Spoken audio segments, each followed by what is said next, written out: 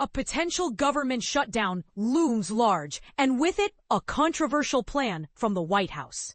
The stakes are high, and the consequences could be far-reaching. President Donald Trump is utilizing the threat of a shutdown to push for further reductions in the federal workforce. As the federal fiscal year draws to a close, on September 30th, the government's spending authority hangs in the balance.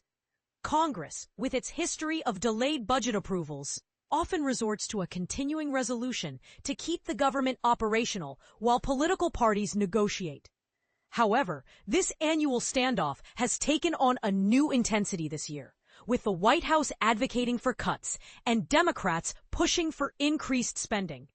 In a memo issued by the Federal Office of Management and Budget, agencies are being instructed to prepare for potential job cuts. According to Politico, the memo urges federal executives to use a shutdown as an opportunity to permanently eliminate positions where funding is no longer available or not aligned with the president's policies.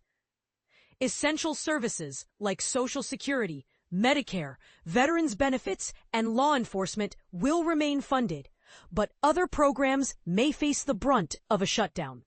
Programs that did not receive additional funding will bear the impact of a shutdown, and we must continue our planning efforts in case the Democrats decide to shut down the government. The memo highlights the growing partisan divide, with Democrats signaling their intention to break with tradition and block the passage of a continuing resolution, citing their partisan demands. It also references the Big Beautiful Bill, suggesting that there are resources to support key Trump administration priorities. But here's where it gets controversial. The memo directs agencies to issue reduction in force, RIF, notices to employees working on programs that meet specific criteria. These criteria include discretionary funding lapses, unavailability of alternative funding sources, and programs that do not align with the president's priorities. In other words, certain employees could face job losses even after the budget is approved. As agencies are instructed to retain only the minimum number of staff needed to perform statutory functions, the question remains, will the government shut down next week? And if so, what will be the impact on federal employees and the services they provide? The prospects for congressional action before the end of the fiscal year are uncertain, with the Senate returning just one day before the existing budget expires.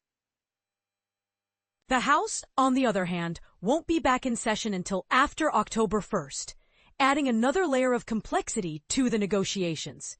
This situation raises important questions about the balance of power, the impact of political decisions on federal employees, and the potential long-term effects on government operations. What are your thoughts on this controversial plan? Do you think it's a necessary step to reduce government spending? Or is it a harsh and unnecessary measure? We'd love to hear your opinions in the comments below.